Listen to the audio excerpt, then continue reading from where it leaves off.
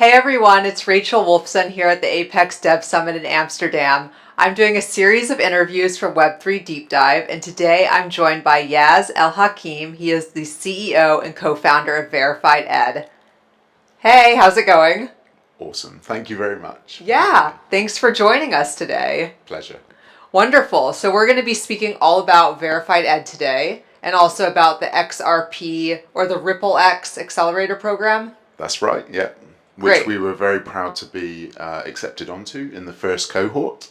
It just had its demo days this week, both at Apex yesterday and in London on Tuesday. So we've been meeting investors that the accelerator has amassed and that has trained us for over the last 3 months. Wonderful. Well, before we start talking about VerifyEd, let's talk a little bit about the accelerator program because VerifyEd and your, I guess you and maybe your team were part of the accelerator program, the Exactly. first accelerator program. Yeah, that's it. So tell us a little bit about that process and how it helped you build your company. I'd love to. I've been on a few accelerators. I guess I should state from all sorts of famous companies that you'll have recognised around the world, but this one was different in a very noticeable way. Um, the whole process is to prepare you for investment and to take your business to the next level and to be able to scale. And from the very beginning, you could tell from the mentors that were selected that you were paired with to the sessions and the different companies that they had contribute to the curriculum. It was going to be much more scaffolded, much more supportive, and the cohort that we were part of was incredible as well. Like the 9 companies that were actually selected are incredible. Many of them have been engaging a lot with investors through this last week.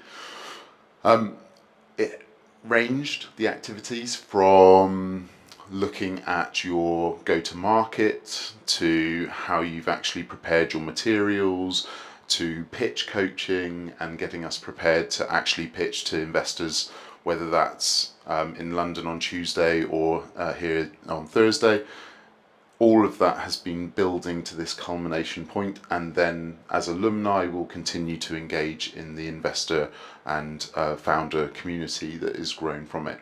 The benefits of the accelerator as well that we found particularly distinct, I think, from others are that you have a equity-free $50,000 grant, which is really helpful for any founders, I'm sure you'll relate, but is also the ability to then draw on expertise of founders as mentors who then have been through this process so many times before in terms of fundraising, in terms of what's the important points to get across to investors when you're trying to communicate with them, the things that make investors excited. So lots of projects will think, oh, our technology is really exciting, but actually the investors are really interested in, is it solving a problem? Is it actually going to see traction? Will people pay for this? Those are some of the questions that I think we've articulated better having been in the accelerator. Yeah, that's great. Let's talk a little bit about VerifyEd because obviously, you went through the accelerator. It seemed to be one of the projects that was chosen because it can help solve a real world problem. So what is VerifyEd doing? We basically started at the very beginning thinking, could blockchain make digital degrees? I was in academia before at University of Winchester, University of Southampton, others, that actually I thought a digital degree that was immutable when people were paying tens of thousands for it, I thought it would be a really good asset to have backed by blockchain that couldn't be fraudulently created, tampered with. The amount of people who put things on LinkedIn that haven't actually got those things, it seems to be growing. So we wanted to eradicate fraud in education, but ultimately we wanted to get to a point where we could find talent around the world that was verified and have an ecosystem of trusted educational credentials that recruiters and employers could feel confident going through and recruiting from.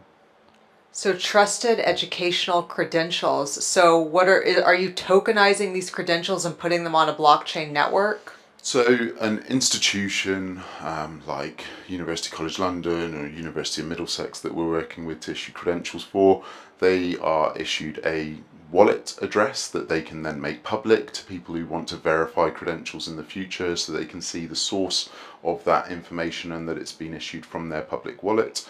And the data within it is then securely hashed so that we're able to evidence that it was immutably issued as that data at that point when it was first created and given to the learner. Yeah, I think that's actually one of the best use cases for blockchain technology is just putting the data on it. It's a source of truth.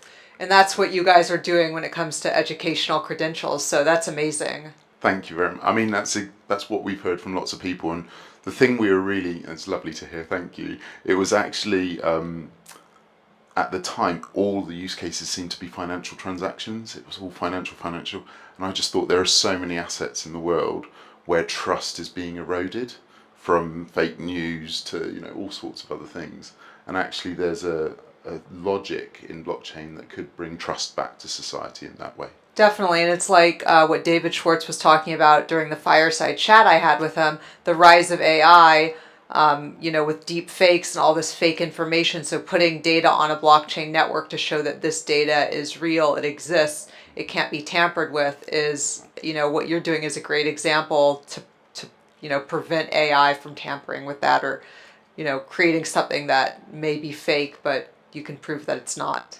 Absolutely, and I thought that was a fantastic session as well, by the way. It was really provoking, because if deepfakes are able to become more apparent, then all you need is the provenance of the one institution to go, if it's come from that wallet, then we can be assured it is real.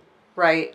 And so is the accelerator program still helping you today, even though you guys have kind of graduated from the program and have moved on? Are you still getting help from the accelerator program? I think it's going to help for ever, or for a long time, because the networks that we've created are incredible, both between the other founders on the cohort, but also with some of the mentors that have been genuinely inspired by what we're doing and saying they want to support us further. As a community, I think that's also powerful, and then also the broader XRPL community that's been really supportive of the accelerator as well. We've had lots of people reaching out saying, oh, we're building this project, it'd be interesting to use your platform, or we've got this use case, or we've got this consortia that we'd like you to work with.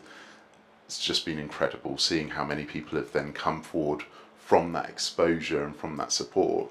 That is really, it feels like it's taken us up a gear. It really does. Yeah, that's wonderful to hear. Can you also talk a little bit about the benefits of XRPL? Yeah, of course.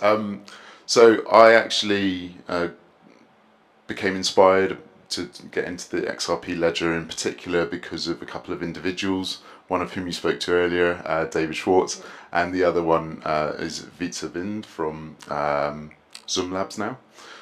And both of those were the ones that I researched and listened to their videos and listened to them talking to different conferences about the power of the XRPL, and then I compared the data with the other blockchains, and it genuinely was at that time the longest running, least, like no errors, literally scalable, cost effective, meant that we could actually have a business model that could scale globally and not be exclusive based on price of different geographies and different regions.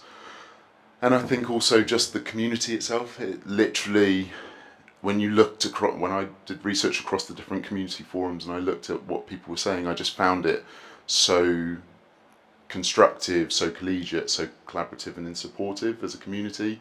And yeah, we're really pleased that we were building there. Yeah, and you can definitely see that support here at Apex. I mean, it's like a lot of the community is here and in person and supporting each other. Which leads me to my next question. What are some of your key takeaways from Apex?